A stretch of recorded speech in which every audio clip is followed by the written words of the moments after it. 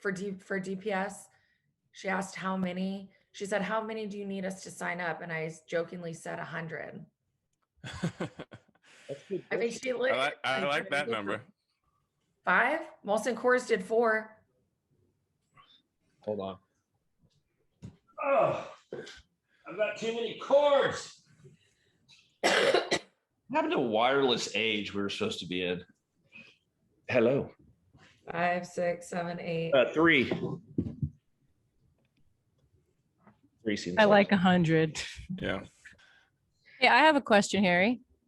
A, is my mic on? I think it is. Check. Yeah. It is. It is. You sound great. B, okay, so you're inside. So why are you wearing a hat every time? This is the first time I've worn a hat. That's not true. No. I know that hat. No. It's not. No. Well, are you Gulf Coast? How are you feeling? I didn't know you'd be on the podcast today. So, Well, I got up this morning. I mean, I have to still care for my child, you know. She can't drive herself. It's so annoying. So I got up with her this morning, and then I'm slowly trying to book travel. As y'all all know, that travel's like definitely picking up, but I've noticed if there's just one day that I book a bunch of stuff, then the Amex starts getting denied. So like every day I try to book like 1 or 2 things. we need to get you mic'd, by the way. You sound. I know.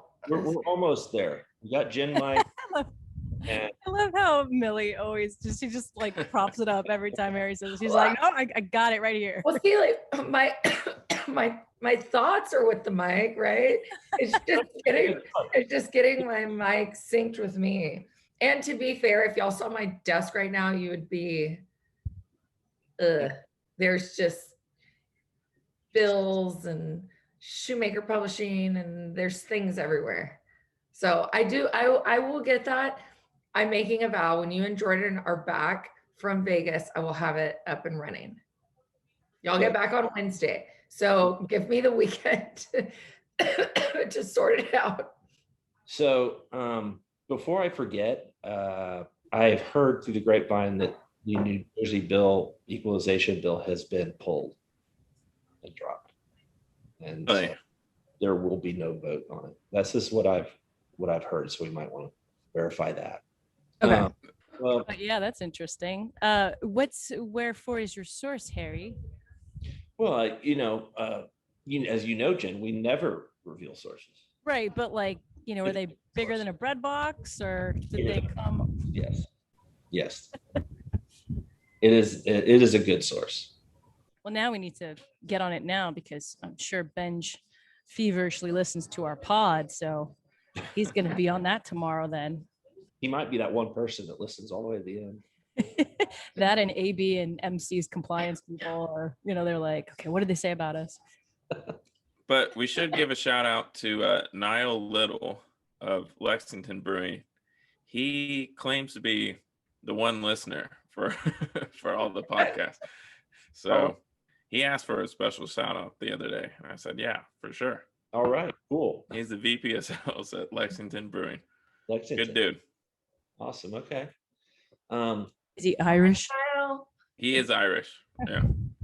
Well, he's lucky. So Jen, will you ask that gentleman if he wants to be on our podcast? Which one? The one right behind you. Maybe is he a server? Or no? You know who I did ask? I asked Gene Bakovi of Bang this morning, VP of sales of Bang this morning. Cool. He hasn't answered, but I'm hoping. You should get Jack Owoc. I said him and or Jack, because I didn't want him to think that I was passing over him for Jack, I would love to get him on this podcast. I would love to have either one of them. I mean, we definitely gotta up our pyrotechnics for that show though. Yeah, we would definitely need some pyro. But if we could get Jack, that'd be amazing. This podcast. Yeah, exactly. Just be rocket fuel for this podcast. Well, it's topical because last week Pepsi filed for a trademark for to be able to use Rockstar in tandem with different Bevoc products. Well, who knows if they'll actually do it or not, but still I emailed Gene and was like, oh, did you see this? And wonder who's going to be their distributor. You know, Bang is selling e-cigs now. That's crazy. Yeah. Did not know that. Yeah, you go to a convenience store, you have your Juuls and all this other stuff, all these other kind of e-cigs, and then a bunch of Bang branded e-cigs. So they got energy drinks, alcohol, and e-cigs. They have to be the first company to, dabble in all of that. Got your uppers, your downers, your poppers. I remember listening to that one distributor meeting, and he would talk about some of their products and say, "Oh, this one is bad to the bone," and I was like, "I don't know if I want to ingest." Shook after that meeting, he was like, "I need to just sit down in a quiet room right now for a bit," because there's lots of flashing lights, lots of pump up music, and just Jack Owoc. He's like an incredible hype man, though. I was totally. Like, he needs to be a professional wrestler. Or he should have his own show. Like, and he says the funniest things, the kind of person who says the funniest things without even realizing. Like, he's like, we got this flavor and this flavor and this flavor. No stupid flavors like cucumber.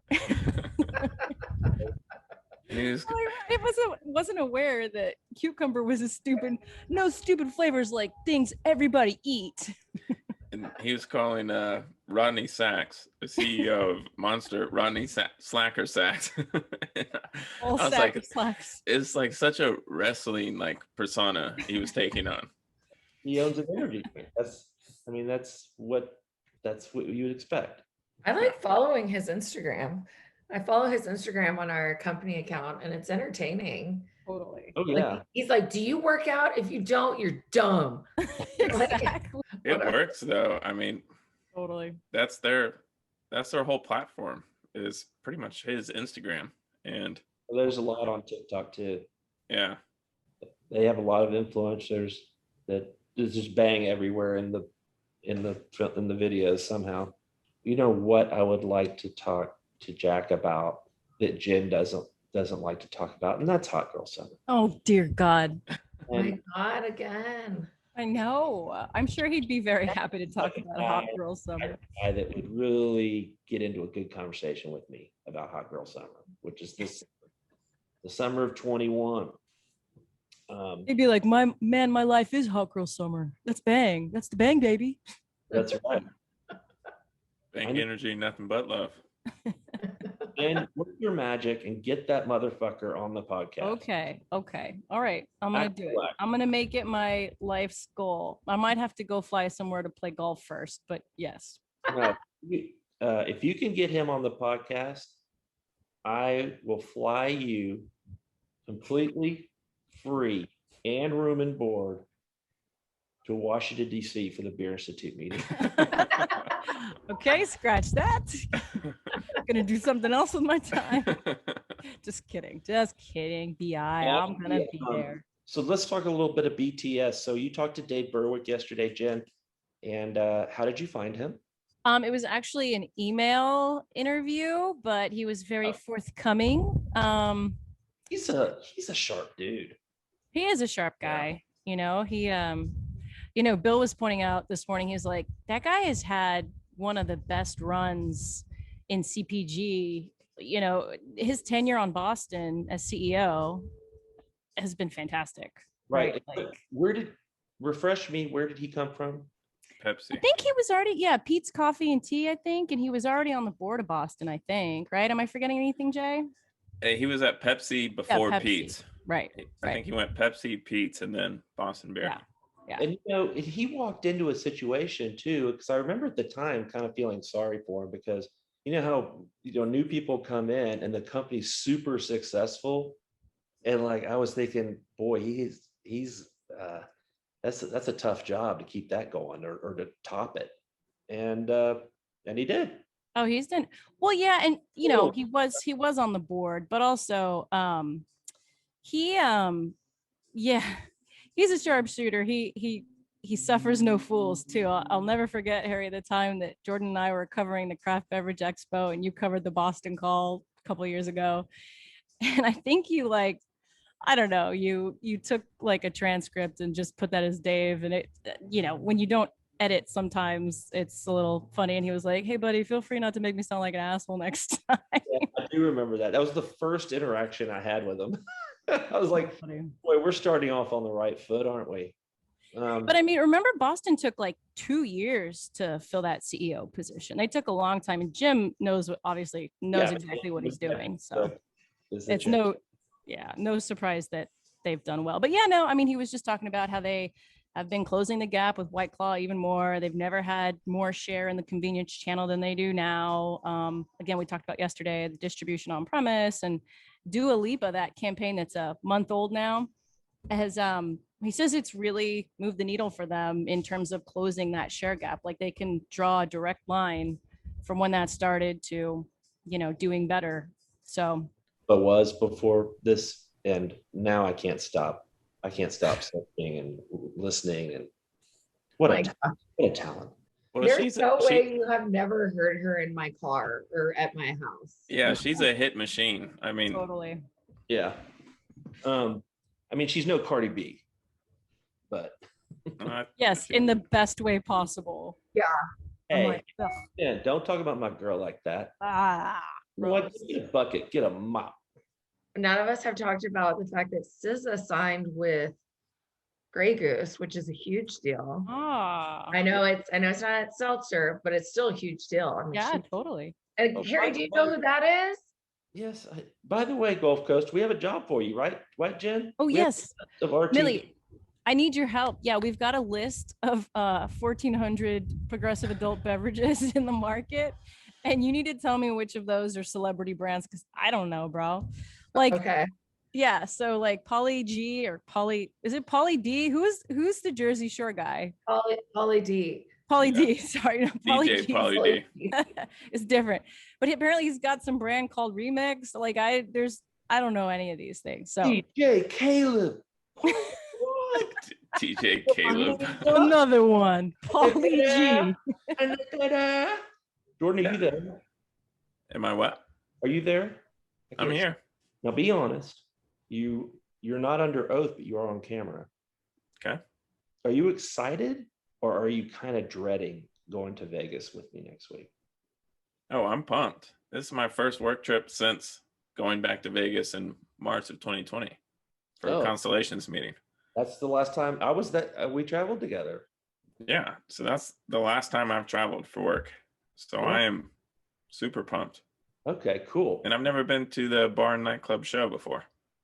And the way you were talking about yesterday sounds like it's a good time. So it's a big party. And so this is a fun thing to cover because we don't know what it's not like all day sessions. We know we're going to cover. This is like, we're just going to see what we can find.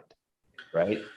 And one of the themes of the nightclub and bar show historically has been the lack of beer companies that are there and represented. And historically, we've taken that to mean that beer companies don't care about the on-premise as much as wine and spirits do. And that was a huge issue for a while. And so it'll be interesting to go now this year and see how that's changed in the last 5-10 years. I'll give you a quick anecdote. A few years ago, I've told this story, but not on the pod. I was giving a speech in Aspen to a bunch of wine and spirits executives years ago, and I was basically booed off the stage, because I was talking about how I don't think foreign-owned distilleries really respect the 3-tier system. I don't think they understand it. And, this was years ago, and things were different back then, and it was just an audience full of distillery executives from out of the country, and so anyway, I left the stage in humiliation, and I walked down to at the Hotel Jerome down at the bottom of the hill in Aspen, the famous, it's a little bar, and I was having a drink, my phone rang and it was August Busch IV. And he goes, "Hey, bud, I heard you made an ass of yourself in Aspen." And this was only like an hour after my speech ended. You know, AB back then had spies everywhere. And we started talking, and I was like, "Well, where are you?" And he goes, "I'm in Vegas at this nightclub and fucking bar show because everybody's complaining that beer companies don't show up. So I'm here giving a speech." And he's like, "This place is wild." And it is. It's just when you go to an on-premise conference, obviously it's going to be wild, right? So Jordan,